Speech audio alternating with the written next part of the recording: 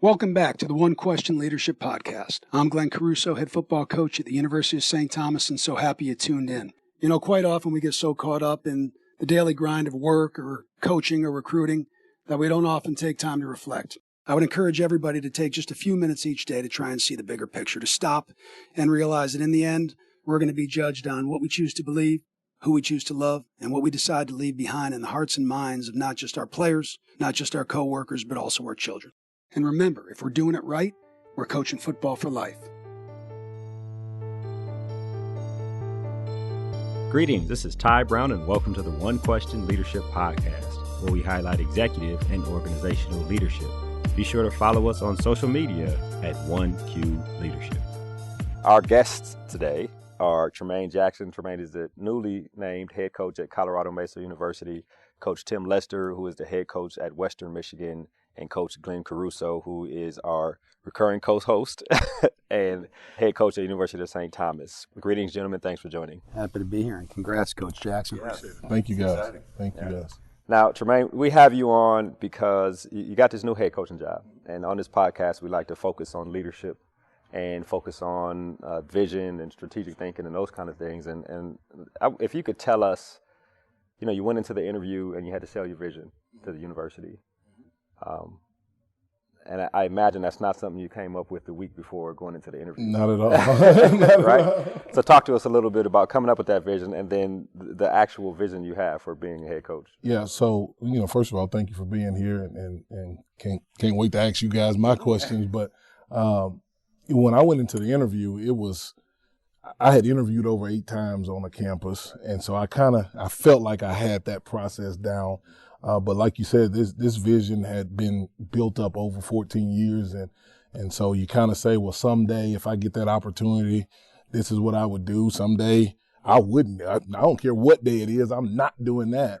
And so when I got in that meeting room with those people that the powers that be, as Coach said earlier, that really probably don't know about football, they did know what organizational structure looked like. They understood what if you could sell them what you wanted to do. And so I simply sold them some beliefs that we've always had and at the places that I've been. And I got into coaching. I'm not a preacher, but coaching is like a ministry to me. And so someone did it for me, and I wanted to be able to give back to somebody else. So that's what I told the committee, that our program will be about giving. And we understand that people support people they believe in. But in order for people to believe in you, you've got to go to them. And you've got to build relationships with them and sell them. The other thing I told that committee was, it's our coach's job to love our players. It's our players' job to truly love each other. And that's what we're going to be about in this program. And what I found is, over the time of coaching, whether it's being a coordinator, being a D-line coach, or whatever position of leadership I was fortunate to be in, that if you truly love players, they'll go to the end. And I've been at some places, kind of like these two guys, that we might not have been very athletic compared to our opponents, but because that guy loved the guy next to him and he loved his coach or he loved his institution, then his attributes, as we call them, go up. Where a guy might be 80 speed, I equate things to the video game, but a guy might be 80 speed, well, that love makes him 85. And so I wanted to share that with that committee and prove and show how we could infuse that and infect that into the program. And so, you know, every place has its own culture. Every athletics director has their values. Every school has its values. Athletics itself has a purpose for being on campus, which should be right to enhance the academic mission of the university. So in your study of Colorado Mesa, how did you sell your vision fitting into their values as a university? Yeah, well, a lot of people might not know this, but Colorado Mesa is really unique because I've got 2 athletic directors that are co-athletic directors. And so I've searched the country kind of looking for that, and I haven't found anywhere. So I'll go out on a limb and say we might be the only school in the country with co-athletic directors, and Brian Rooks and Chris Morton. So, but our president runs the show, and everybody knows that, and he set a vision into them, and I reported to them, and I report to them. So it was unique from that standpoint already. And so we're really progressive.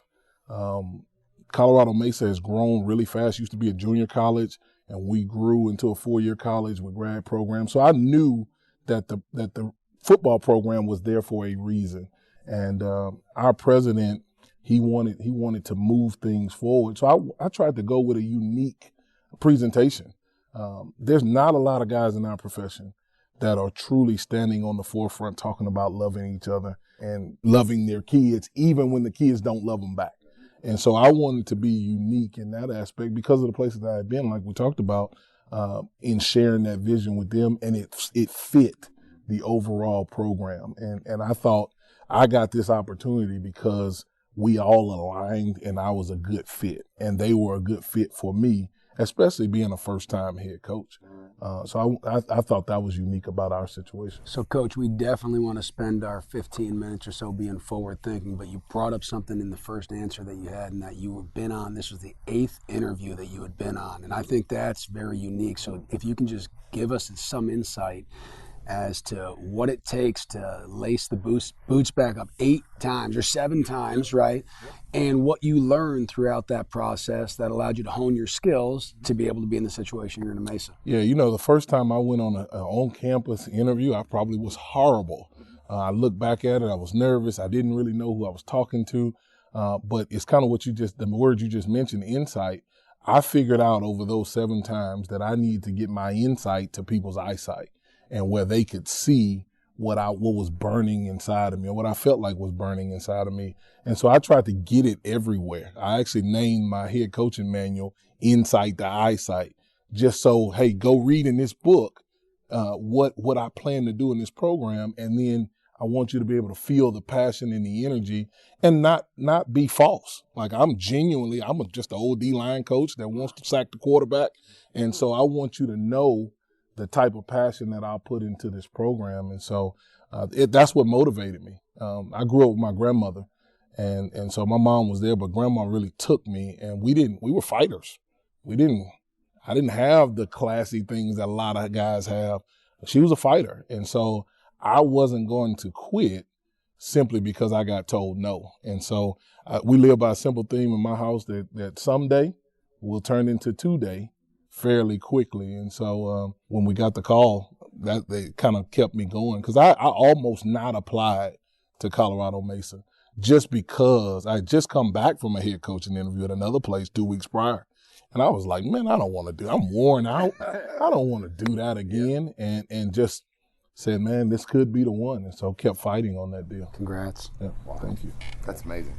The one thing that you hit earlier, and you just used the word, is in your interviews, is, I think being genuine. Like we've met today, and the first thing that pops in my mind is you come across as an unbelievably genuine person. Appreciate it. And that's what I believe ADs, you're selling yourself to them like, this is what I want to do. And when you're nervous early on, you're not, it's like a player that plays his first time. Like, you don't really get to see that guy. He's too nervous. He's trying too hard. Right. He's trying to be what you want him to be, and eventually he calms down, the game slows down, and you get to see him. You get to see the genuine him, and I think that's, when it comes to people interviewing, and we get to meet with ADs, that you come across, I don't know if you came across that way your first time, but you definitely did this time, and it's believable. It helps in recruiting, and I think that's one of the hurdles for guys that that aren't selling it. They're trying so hard to sell it. Just be yourself, be genuine, and you have that, and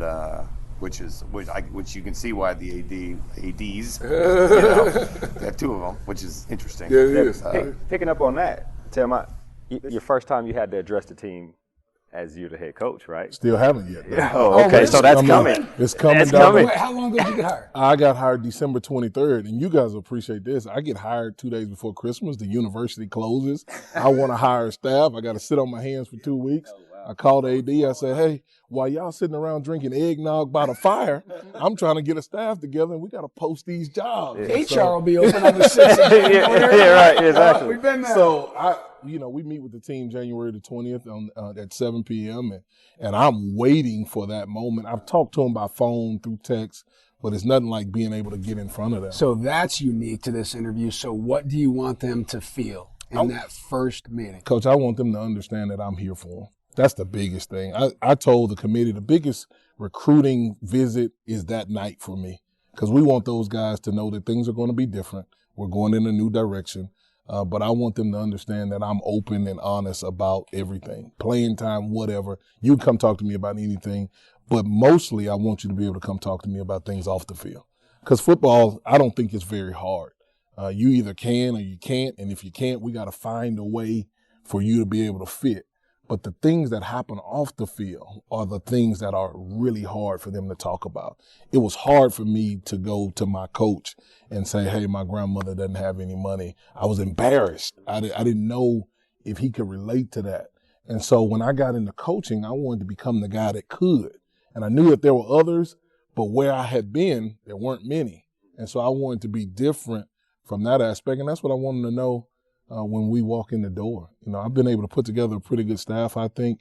And I've told guys in interviews, you can mess up the X's and O's, we can get that fixed. But I want to know if you're genuine to what we're trying to get done.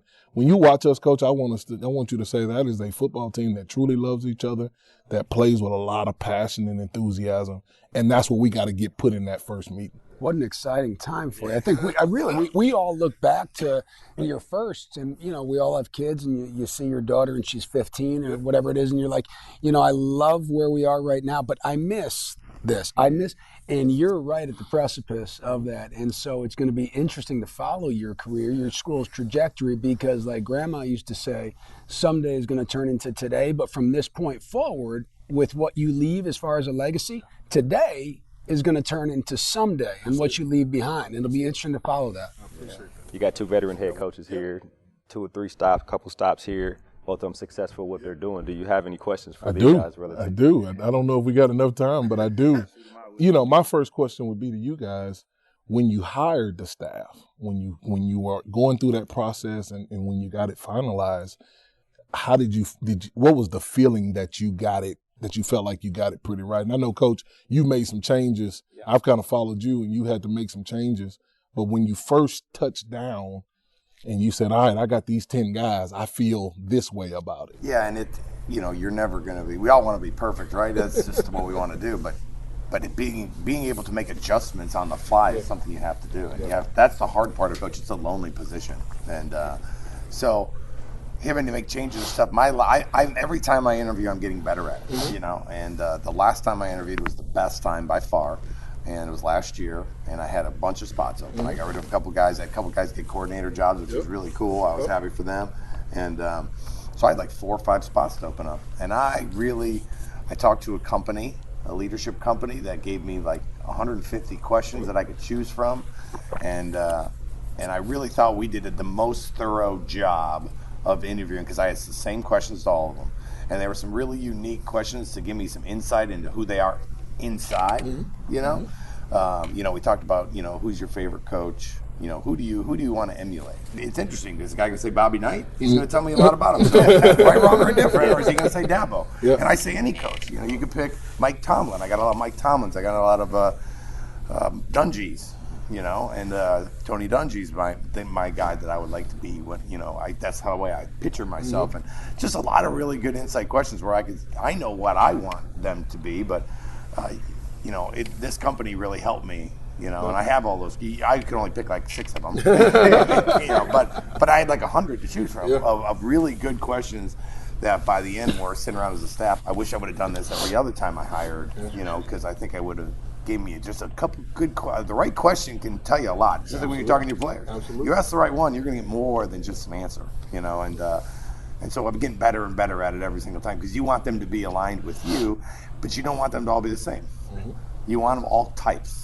You know, you want the guy that's a little bit of a hothead, right. You know, but they all have to love their players. That's like the relationships have to be there, period. Absolutely. You got to have the fun one, the one that's out there running routes still, or playing DB, or thinks he can still throw it. You know what I mean?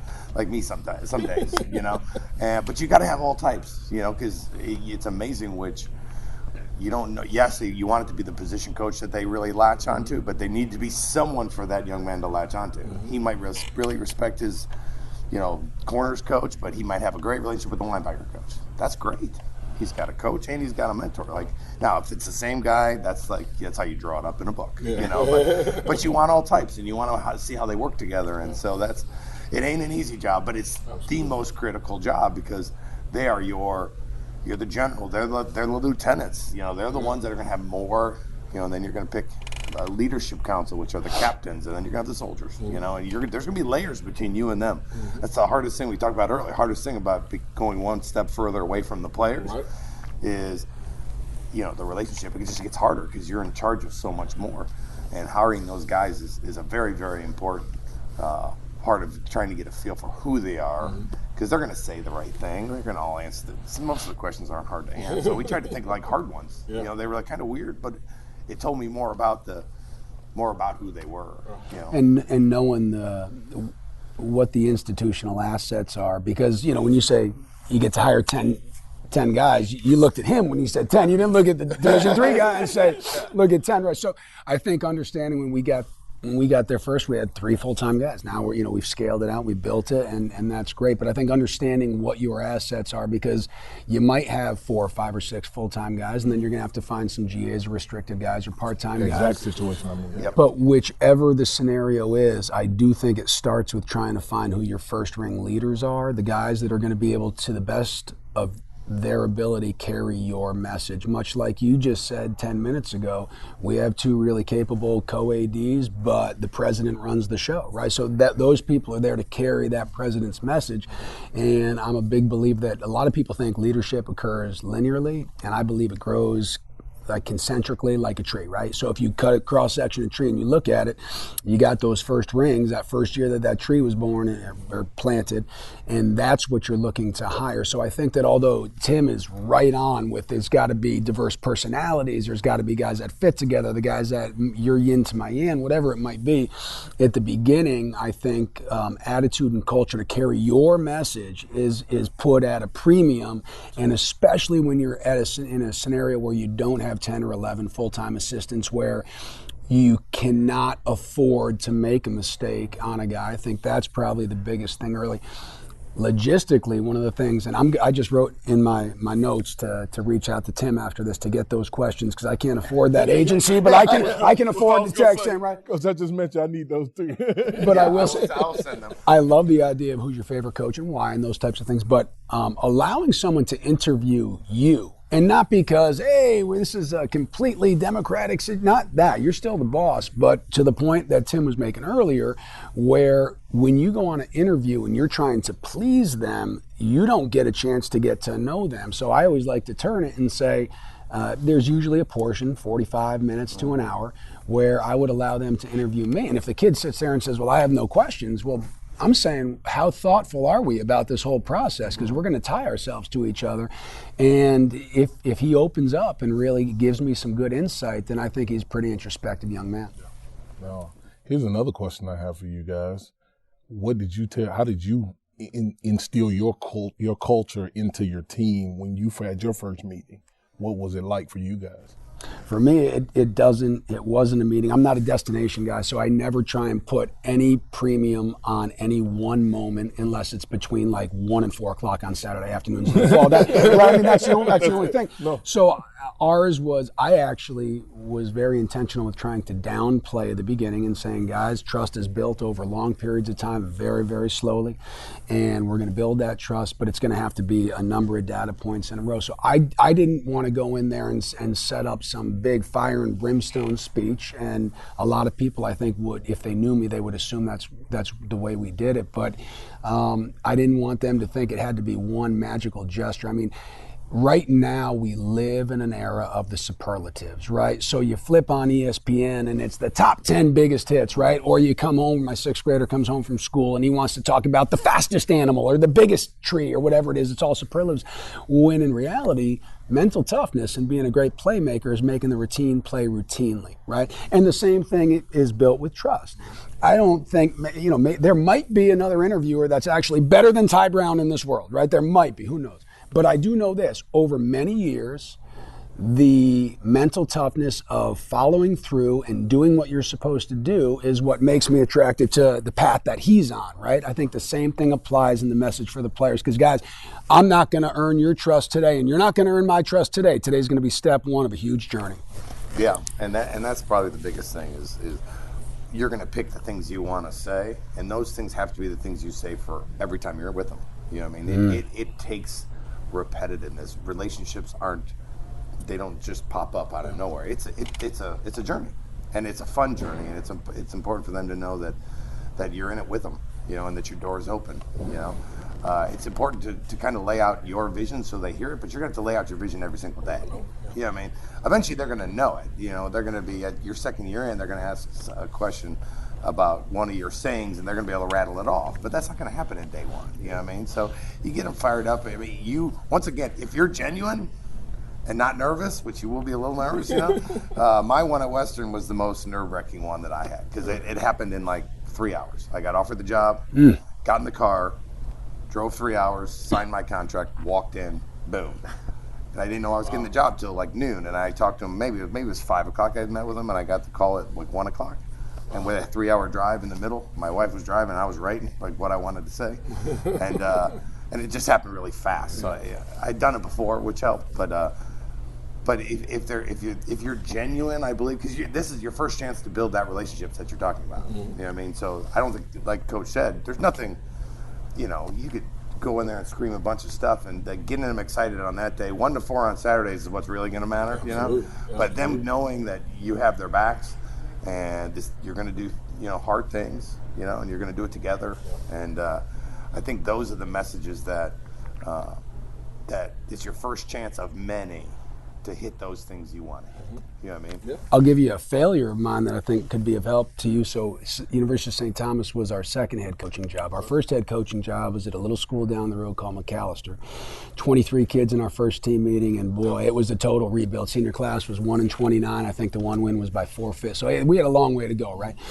And I think I actually put too much content out there in the beginning. And to Coach Lester's point, the core values are going to want to be reiterated, not just because you have to, but because those are the simplest things that you believe. And someday after a huge win, you're going to beat a great team, and you're going to see one of your players quoted in the paper speaking like it's coming out of your mouth, and you're going to know it hit home. So not doing too much at the beginning that you cannot scale out over time. And when I took my first head coaching job, I think I was just a little too diligent to get too many things out there. And it's like, if you prioritize everything, you prioritize nothing. So that might be. It's like your first meeting at training camp where it's like way too long.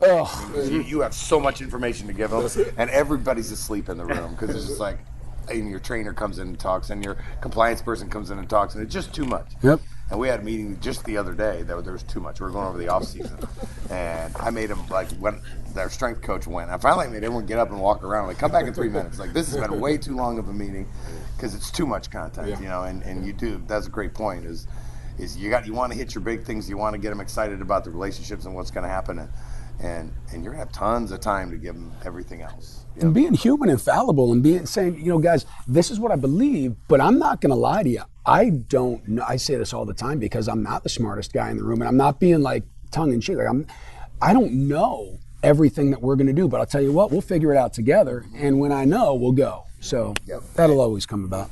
There's some great. I mean, we've had a different core values every place I've been.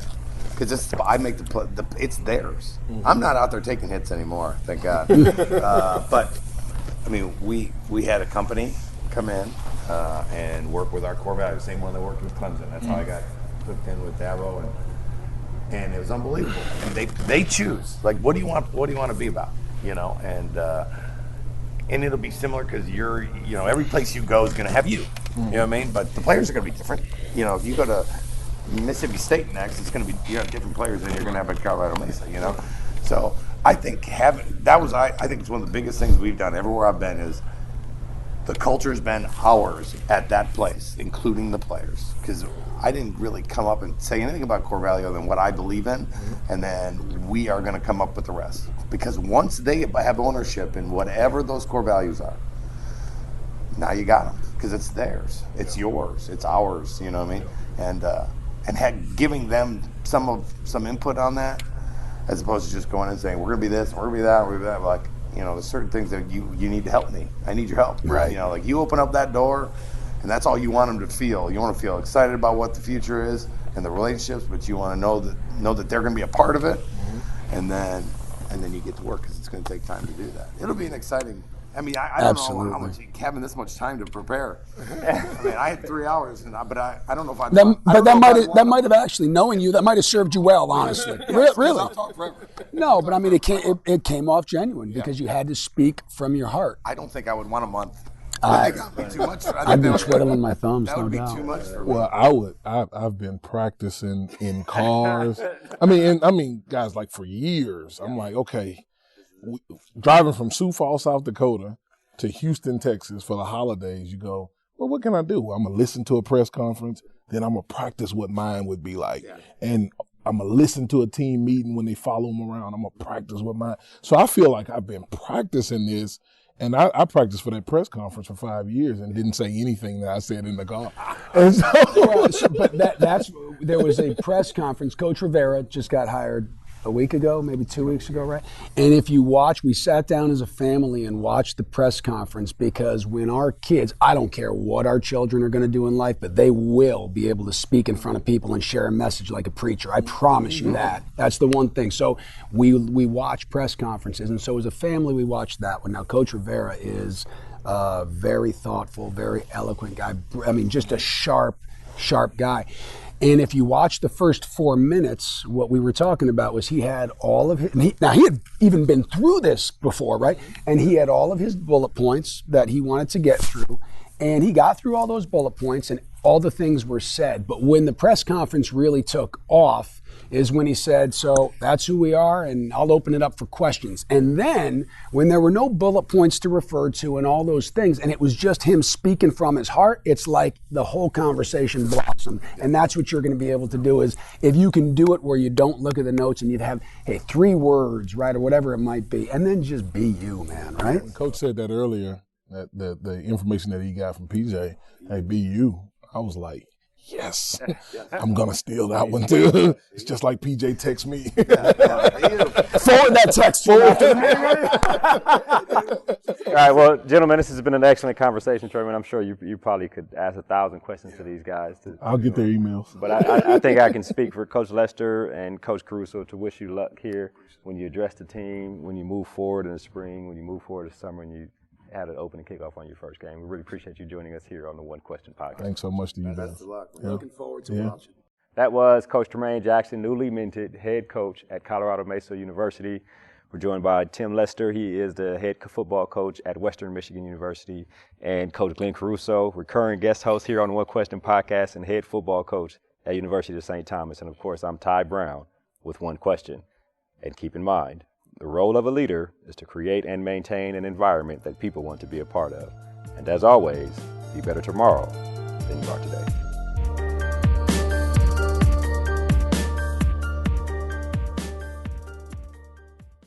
This episode of the One Question Leadership Podcast is produced by Spades Media Group, solving problems using creative leadership.